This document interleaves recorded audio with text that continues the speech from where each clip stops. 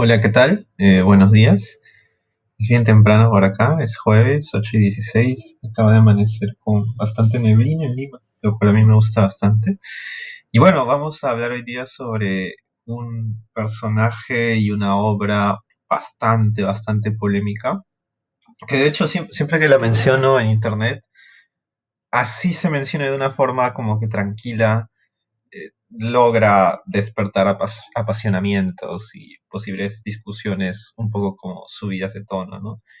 Siento que especialmente la gente en México lo tiene muy clara de lo mucho que se debería odiar o sentirse fastidiado por alguien como Kenneth Goldschmidt.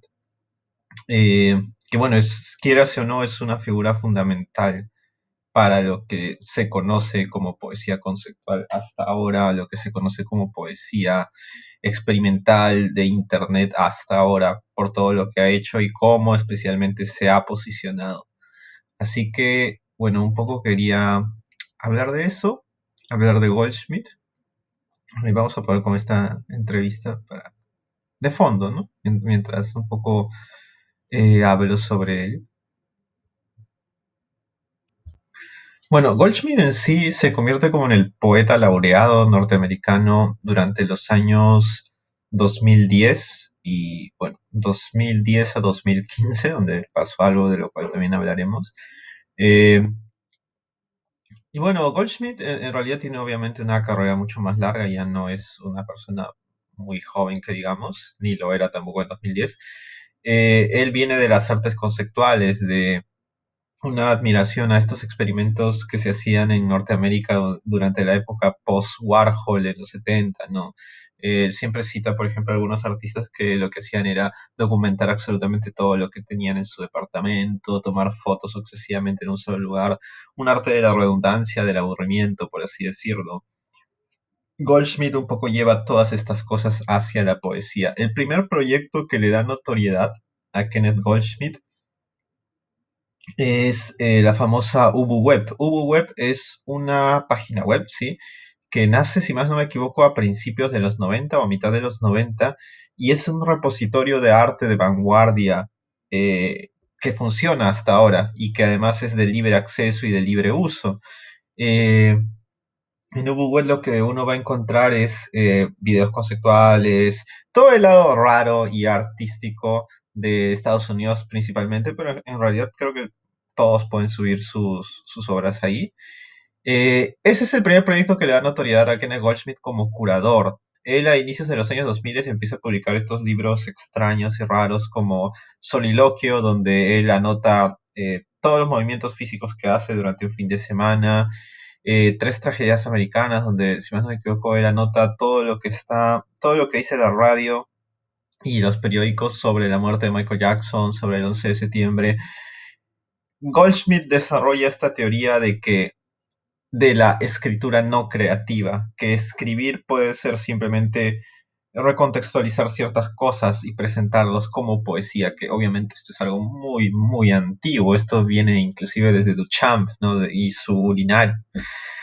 Pero bueno, Goldschmidt lo lleva a la poesía de una forma como nunca antes se había llevado. Lleva esta escritura sumamente rara, bueno, más que rara, aburrida o inerte, que eso es la escritura no creativa, al menos en Goldschmidt.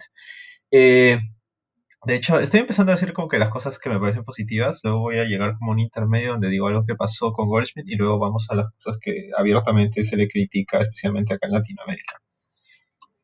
Bueno, él tiene toda esta carrera sobre sus hombros, es profesor universitario. Allá por 2007 se le hace el primer documental y eh, en 2010 él ya empieza a ser un poeta bastante reconocido durante el gobierno de Obama, Barack Obama. Eh, Goldschmidt en todos estos conceptualismos sobre los cuales él habla y defiende, él siempre le mete un discurso de democratización del arte, de que la poesía va a ser hecha por todos, ya que estas recontextualizaciones, esta escritura no creativa, pues no requiere como una super experticia en una tradición o algo por el estilo. Eh, Goldschmidt también defiende a la poesía como algo que no tendría que tener un sujeto narrativo necesariamente. Es decir, creo que Goldschmidt algo que hace es algo parecido a lo que haría Brian Eno en la música, en ese sentido, en estas teorías, en el sentido de pensar en la literatura o en los textos más como una textura que como una forma de narrar o de construir sujetos. Yo recomiendo mucho, de todas formas, su libro Escritura no creativa. Es un libro muy esencial, muy bueno para entender la poesía en Internet. Y bueno, él, por ejemplo, plantea como recuerdo que hay un poema, hay una comparación entre poemas, donde un poema tradicional, digamos, del siglo XX, donde un padre lleva a una niña al supermercado y describe todo lo que piensan, eh, como lo haría un poeta de hora cero, por ejemplo, de los años 70 en Perú. Y luego pone al costado un poema donde no hay personaje y simplemente es un poeta describiendo los logos y las marcas. No, ni siquiera describiendo, sino mencionando, como decir Pepsi, Pepsi, Coca-Cola, Inca-Cola, Pepsi, Pepsi, eh, farmacia, etcétera. Como encontrándose con estos logos dentro del poema. Eh, Goldschmidt apuesta por eso. Goldschmidt es en ese sentido como un Brian Eno, como alguien que va mucho más a las texturas de lo que es la literatura, la escritura, mejor dicho, ¿no? Eh, ya para 2010 él empieza a tener esta notoriedad y él va a ser el primer poeta laureado por el MoMA en 2013. Él asciende, es como una política de Estado que le favorece mucho y él asciende como un poeta nacional. Él es amigo de Barack Obama y llega a leer poemas en la Casa Blanca, que de hecho los videos están en YouTube, es básicamente leyendo reportes de tráfico como si fueran poemas a Barack Obama, ¿no? Eh, y bueno, esto es como que muy curioso, pero también tiene como que muchas razones para existir, para que haya pasado y sucedido. Eh, Goldschmidt, ya en esta posición de superpoeta laureado, genera varios proyectos, como el famoso Poetry Will Be Made by All, que es la poesía será hecha por todos, donde inclusive conozco a varios amigos que han participado y publicado en ese proyecto. Es un proyecto que él hizo con un editor de Zurich, donde creo que elegían a 10 poetas iniciales y esos 10 poetas elegían a otros 10 poetas y 10 poetas y al final todos se publicaban en esta editorial en Zurich, que se publicaba a través de internet, que de hecho hace poco han subido el Drive porque ya no se puede descargar, pero en 2021 algunas personas lo rescataron, de ahí lo voy a traer por acá. Eh, y bueno, publicaban como interminablemente, ¿no? Como una bola de nieve interminable que se iba hasta lugares recónditos, que hasta han publicado gente de Perú, Colombia, México, ¿no? A partir de ese núcleo inicial. Eh, Kenneth Goldschmidt se vuelve como un tótem por ahí por 2013, 2014. En 2014 yo tuve la oportunidad de entrevistarlo para la primera edición de la revista de Sub 25. Y en 2015 pasa algo muy interesante que también un poco desnuda un montón de las cosas y las fallas conceptuales de Goldschmidt, ¿no? Goldschmidt un poco lo que quiere es un autor sumamente frío, que solamente reposicione textos y se base en reescrituras, o más que reescrituras, ni siquiera podrían llamarse reescrituras, es más como un copy-paste muy, muy intenso, ¿no? Eh, Muchas de las cosas, de hecho, que dice Goldschmidt son cosas que Ulises Carrión ya había planteado, ¿no? Solamente que asumo que para Norteamérica el discurso de Ulises Carrión pues no es como que tan conocido en Estados Unidos, perdón. Eh, un poco lo que se puede definir que plantea Goldschmidt es que todo es poesía. Eso es como una máxima que él tiene, que todo puede ser poesía. En 2015 él tiene una presentación en la Universidad de Brown. 2015, un poco para contextualizar, fue el año en donde empieza este movimiento llamado Black Lives Matter, porque empiezan a haber enfrentamientos fuertes raciales en Estados Unidos de nuevo, porque esto viene de una tradición de abuso, de segregación racial desde que Estados Unidos existe en realidad. Y bueno, Kenneth Goldschmidt va a tener un recital y bueno, va a ser uno de sus momentos de escritura no creativa. Así que bueno, la escritura no creativa para él es presentar algo sin alterar, pero decir que es un poema. En muchos casos es eso. Entonces lo que hizo Goldschmidt fue pues descargar el parte de función de... Espérate, que quiero que no se me vaya el nombre. Ah, de Michael Brown en la Universidad de Brown University. Él va a leer el parte de autopsia de este chico que falleció en una de las protestas. ¿Era en una de las protestas? No. Eh, bueno, que fue asesinado por policías. Y bueno, Goldsmith lo lee como un poema y bueno, la audiencia está ahí. En realidad fue un recital normal, asumo que no habrá habido mucha gente. Y que bueno, es como que un recital más para la gente que fue, pero al día siguiente a la gente en internet le pareció muy polémico porque sí, todo esto sucedía mientras todas estas protestas de Black Lives Matter seguían sucediendo, no es como una cosa que él haya hecho años después, fue un momento sincrónico sobre esa realidad que estaba sucediendo. Y a mucha gente lo que le pareció, incluido a mí también, es que Goldschmidt lo que hacía era leer la parte de función de alguien que había asesinado las policías. Las policías son parte del Estado. Goldschmidt es un poeta que, quierase o no, en ese momento era el poeta del Estado norteamericano, el poeta de Barack Obama. Y uno de ellos leyendo el parte de función de este chico muerto para una audiencia blanca leída por un blanco, y no solo para una audiencia blanca, sino para una audiencia blanca académica de clase alta por alguien blanco académico de clase alta. Y entonces sí, pues se siente como una enorme falta de respeto hacer eso. Una falta enorme de sensibilidad, además de cómo la gente podía tomar esto. Y Goldschmidt fue brutalmente cancelado en su momento, aunque todavía no se usaba mucho esa palabra ahí, por escritores de Estados Unidos, de escritores de México, muchos escritores en realidad, porque les parecía que esto era como que muy ofensivo. Y sí, en ese momento era como una de las peores decisiones que Goldsmith podía hacer con texto en ese momento. Y yo creo que eso desnuda, más allá de la controversia, desnuda muchas de las cosas que Goldschmidt no se plantea o de repente son puntos flacos o básicamente no tienen que ver con su poesía, pero de repente a nosotros sí nos interesa.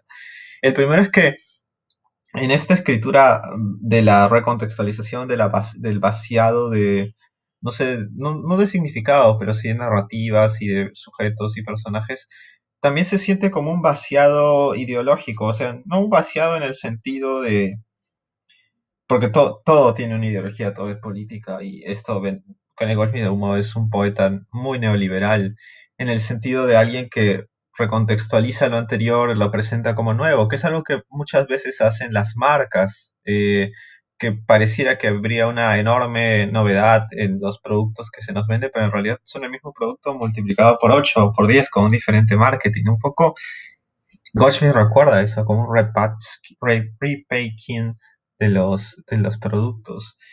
Eh, Nunca hay en toda esta propuesta de Goldschmidt un cuestionamiento serio y político al sistema.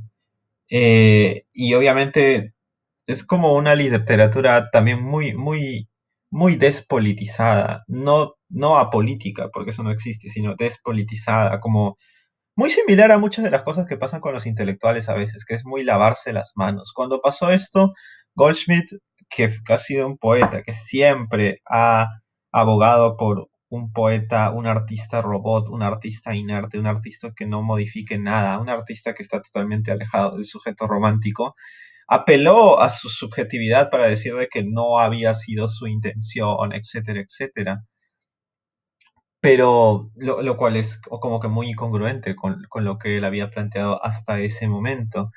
Goldschmidt, bueno, desde ese momento es como que Goldschmidt ha bajado su intensidad, su visibilidad, su prestigio también.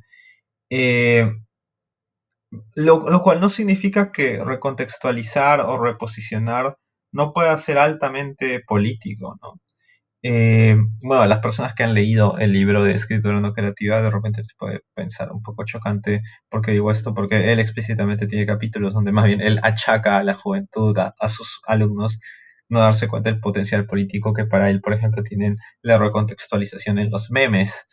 Eh, Pero hay otras cosas más, y es que Kenneth Goldschmidt en su obra, que también podemos considerar su obra como curador, es sumamente contradictorio, porque es alguien que te dice que la poesía va a ser hecha por todos y aún así sigue construyendo un canon a favor de su persona y de la familia real que constituyen sus amigos de la poesía conceptual.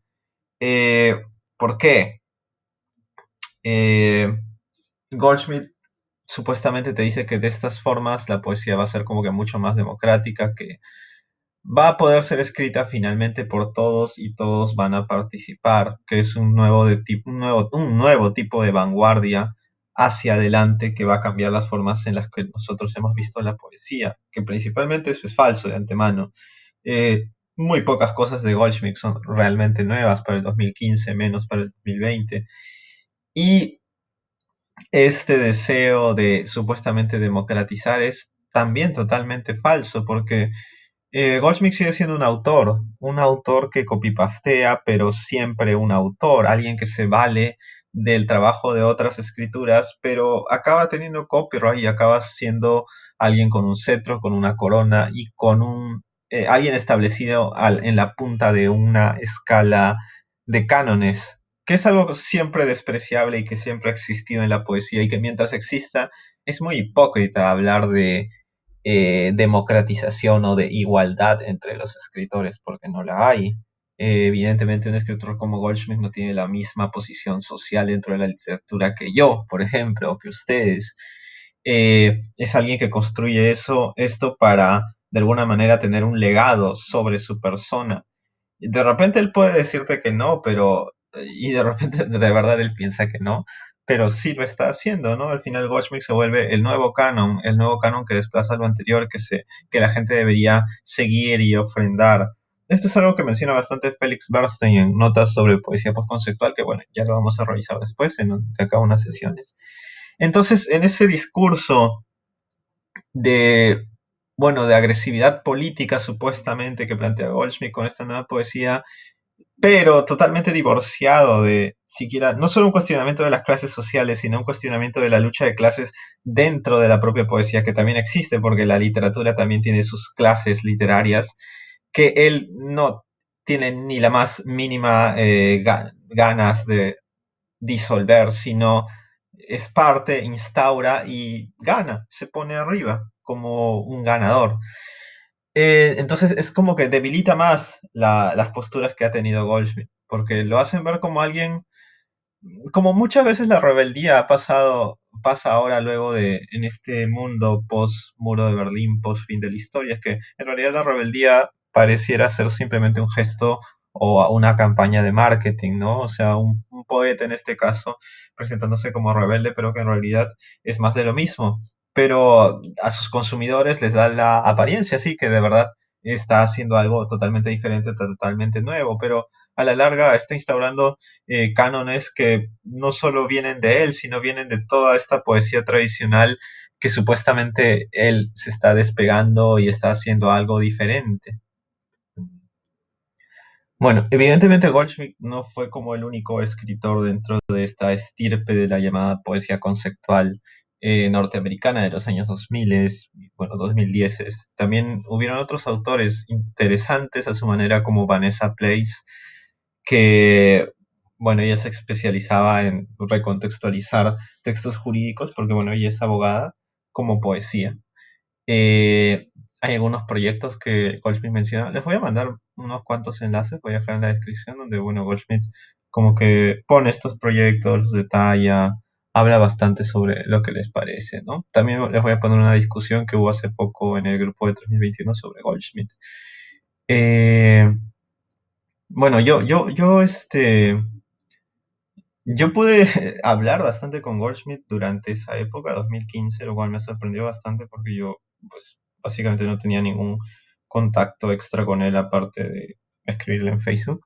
Me parecía una persona bastante chévere, humilde, inclusive nada como que subía de humos. O sea, comparado al poeta peruano latinoamericano promedio, creo que sí. Si Barack Obama les daría la mano, ya se sentirían en otro mundo, ¿no? Y se olvidarían por completo de todo.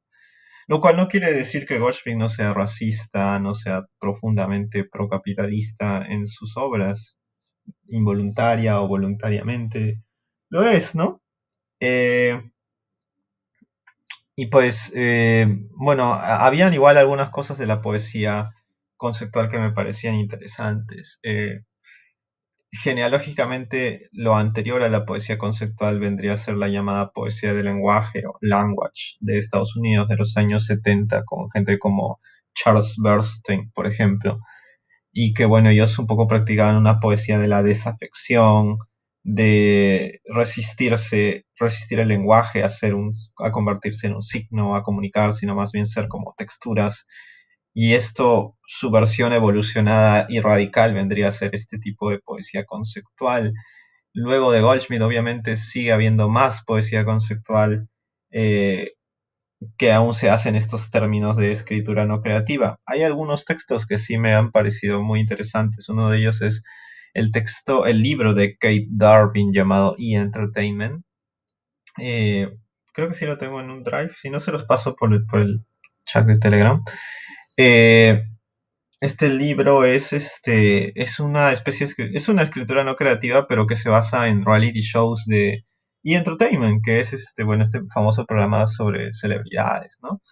Es un libro que llega a tener espacios y momentos como que muy psicóticos, donde recuerdo que hay una escena en las primeras páginas del libro donde una medium está peleando con una chica que ha ido a participar en estos realities y se oye como que muy profético, muy mesiánico, muy inesperadamente, eh, ¿qué se puede decir? Ominoso. Sí, creo que la palabra es ominoso. Ya han habido otros poetas que han usado este asunto, ¿no?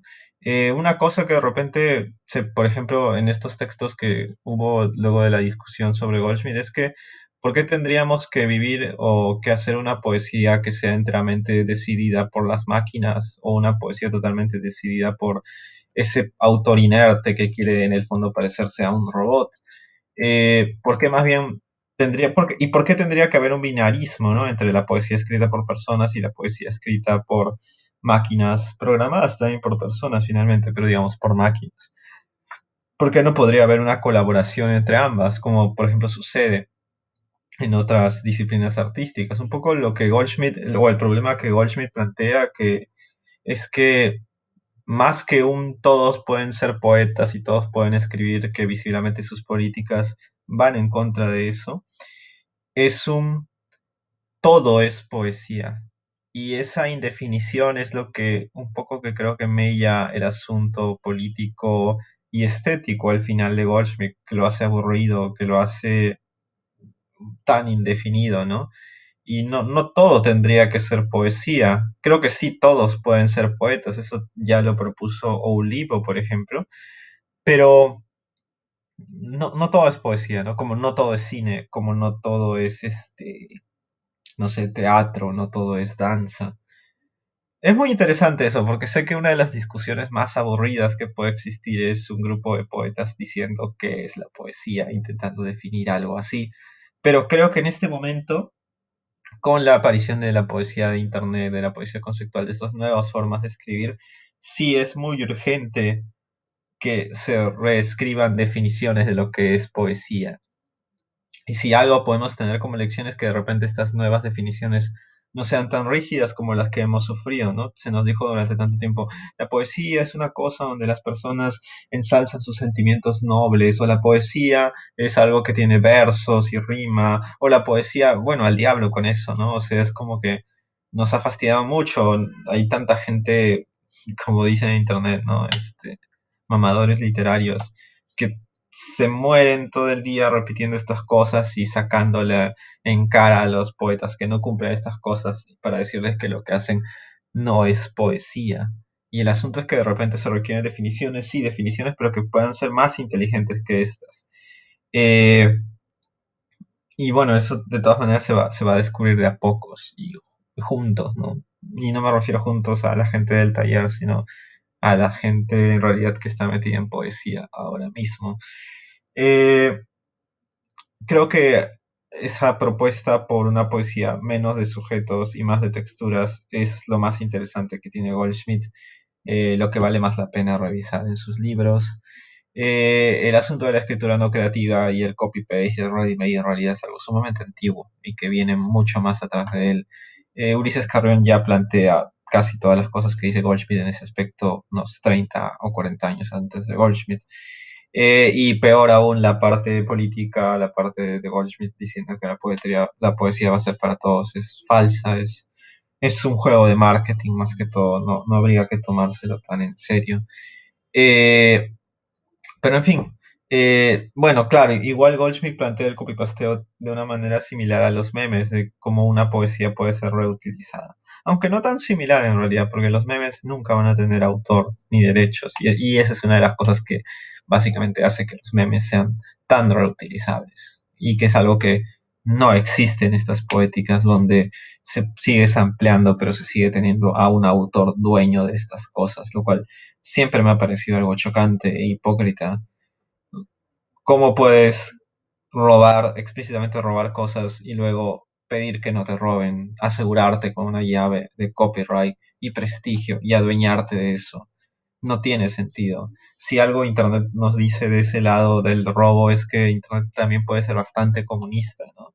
Y estas cosas no son propiedad privada, ni lo deberían ser, porque al volverse propiedad, ¿y ustedes se imaginan que un meme tuviera propiedad privada, o sea, que un meme tuviera autor?